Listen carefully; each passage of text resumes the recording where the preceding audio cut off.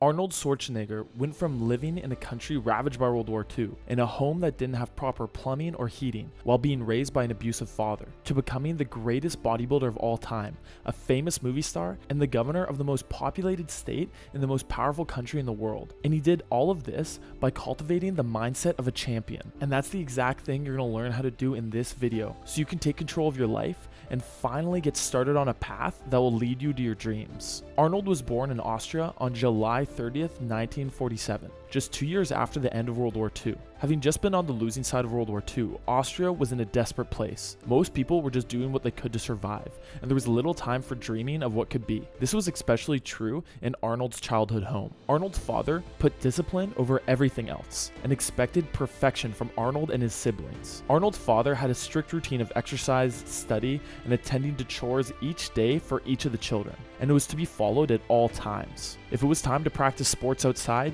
it didn't matter how bad the weather was. It was happening. Arnold's father had zero patience or empathy for the problems of his children. If they ever messed up, they knew they'd be yelled at. And if they wanted something like new clothes or a bike, they'd have to earn the money themselves, even when they were at a young age. Arnold even had to start paying for his part of the food and rent when he was only 15. Growing up in this intense and uncaring environment made Arnold feel like he was never good enough, smart enough, or strong enough. His father was never happy with his progress in school or in athletics, and always let him know that there was room for improvement. Arnold says that this type of environment would have been crippling for many young boys, but for him, it fueled a fire in his belly and gave him the drive to become better. While living in Austria, Arnold always felt out of place. He felt that there was no opportunity for him there, and he was destined for bigger, better things. Arnold knew that the future he wanted and always dreamed about could be found in America. He had no concrete idea of how he would get to America or what he would do once he was there, but he just knew deep down inside that he was meant for greatness, and that's where greatness could be found. Arnold was always heavily involved in sports as a kid. When he was 14, his soccer coach took his team to a local gym, and that's where he fell in love with weightlifting. Soon after that, Arnold got his hands on an old bodybuilding magazine that had an article that told the life story of the famous bodybuilder, Reg Park. From growing up poor in England to becoming Mr. Universe, getting invited to America as a champion bodybuilder, and eventually getting sent to Rome to star as Hercules. Suddenly, after reading that story, Arnold's path to America and to greatness was clear. He was convinced that he could become another Reg Park. He had found the way to get to America, and it was bodybuilding. Unfortunately for the young Arnold, his parents didn't share this enthusiasm about him becoming a bodybuilder. His father wanted him to become a police officer, and his mother wanted him to go to trade school. In fact, Arnold's father would routinely beat him and tell him he should just give up on weightlifting and go do something useful like chop wood. But every time Arnold's father disapproved of him or embarrassed him, it only fueled the fire growing in his belly that drove him towards getting out of Austria and towards his dreams. From there, Arnold kept driving forward and working until he got everything he ever dreamed of. He won the Mr. Olympia title 7 times, became a famous movie star, and even became the governor of California. He got all of this because of his mindset and his work ethic. He took responsibility for his dreams at a young age because he realized that nothing was going to be given to him, and he was going to have to work non-stop if he wanted to live up to his potential. Arnold truly had the mindset of a champion. But what does that actually mean? Oftentimes, terms like that are thrown around with vague motivational quotes about working harder and never giving up. And while that's very true that to succeed, you're going to need to work your ass off and be persistent, saying that alone is too vague to be considered good advice. So I've analyzed Arnold and other people like him who have achieved amazing things, and I've broken down what it actually means to have the mindset of a champion. And not only that, but I've created a list of steps that you can take to develop just that mindset. And it all starts with deciding what you want and why you want it. Do you want to get into amazing shape? Do you want to make $1 million?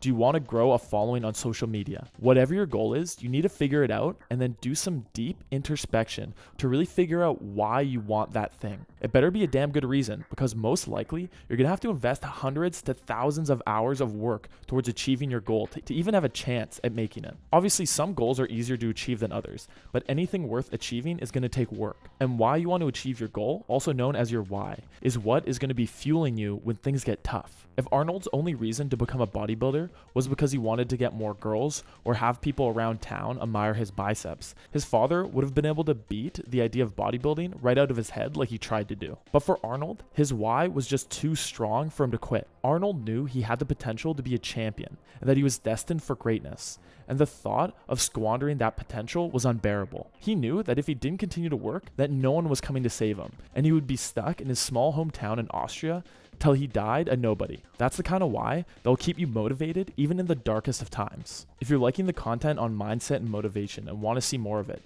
make sure to like, subscribe, and comment mindset down below. Now, your why doesn't have to be as dramatic as Arnold's, but it should strike an emotional chord. Let's say you want to get into shape. Ask yourself why. Maybe it's because you have kids and you want to be around to meet their kids one day. Maybe it's because you want to gain the confidence to stop being pushed around in life. Or maybe it's because you want to become a great athlete that will inspire millions. Your why should be something difficult to give up on, something that you can keep in the back of your mind for those times when the voices in your head try to convince you to quit, something that will keep pushing you forward till you reach your goals. Once you've figured out what you want and why you want it, it's time to start planning actionable steps to actually getting there. You'll want to break down your ultimate goal into a series of short, medium, and long-term goals. Because if you just say, in 10 years, I'll be a millionaire, that's not a goal, that's a dream. Because you haven't actually set out the actionable steps that will get you there. You'll want to set what are called SMART goals. SMART stands for specific, measurable, achievable, relevant, and time-bound. Here's an example of a goal that isn't SMART. I'm gonna get fit. Okay, cool. But how are you gonna measure your progress?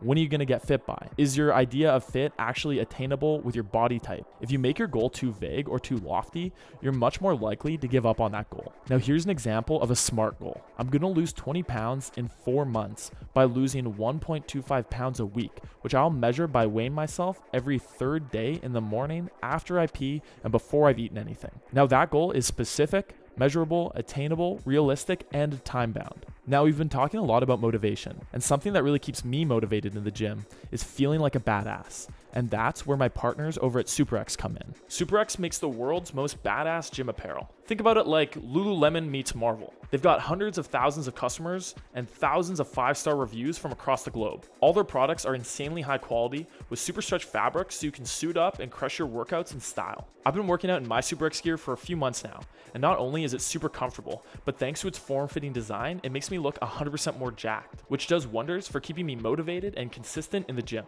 So by this point, you're sold and you want to outfit of your own. Well, I've got your back. Just go to www.superx.co and use code DEMERCE for 20% off your first order. It's a great way to support the channel while getting some world-class workout apparel. Now back to the video. Now here is how you should go about setting short, medium, and long-term process-based goals that will build towards achieving your ultimate goal. For example, let's say that your ultimate goal is to lose 100 pounds. The short-term goal could be, in the next 7 days, I'm going to walk 5,000 steps a day. Your medium-term goal could be, in the next 30 days, I'm going to complete 2 strength training workouts each week at the gym by my office in the mornings at 7 a.m. on Tuesdays and Thursdays. And your long-term goal could be, by the end of the next 90 days, I'm going to stop eating out for my lunches at work, and I'll start meal prepping for the week on Sunday nights with my wife to make meals that are balanced with healthy fats, lean proteins, starchy carbohydrates, and vegetables for the week. You can see that these aren't insane goals, but every time you achieve one of them, you'll not only be getting closer to your ultimate goal,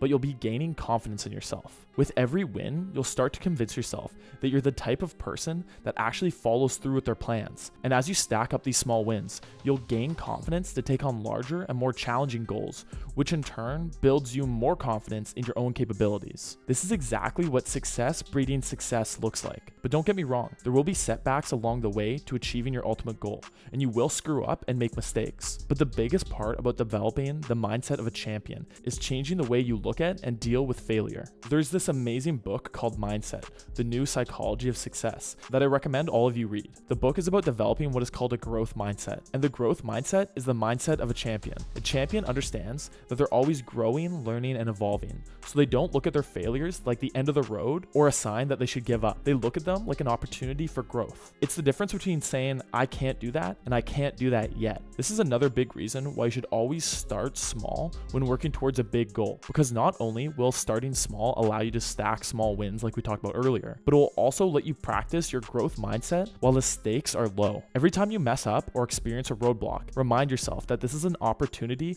to better yourself and not a reflection on what kind of person you are. And the last key to developing the mindset of a champion is to take full ownership of your success. Don't focus on the things that are outside your control. Only focus on the things you can do to move forward towards your goals and better yourself. Are you going to complain about the fact that you weren't born into wealth? Or are you going to leverage whatever advantages you do have to create wealth for future generations? Or are you going to get down on yourself because you don't have amazing bodybuilding genetics? Or are you going to work hard to learn everything you can about the science of bodybuilding to give yourself an edge? Don't let yourself become a victim of your circumstances. Where do you think Arnold would be now if he focused on the things outside of his control, like being born in a war-torn country or being born poor, instead of focusing on what he could do to reach his dreams? So I've given you the blueprint. Now it's your turn to put it into practice. Figure out what you want and why you want it so bad. Create smart goals, learn from your mistakes, and get out there and become the person you know you can be. Remember to go check out SuperX and use code DEMERCE for 20% off your first order. And check out the links down below to get some free supplements from On It. I'll see you guys in the next video.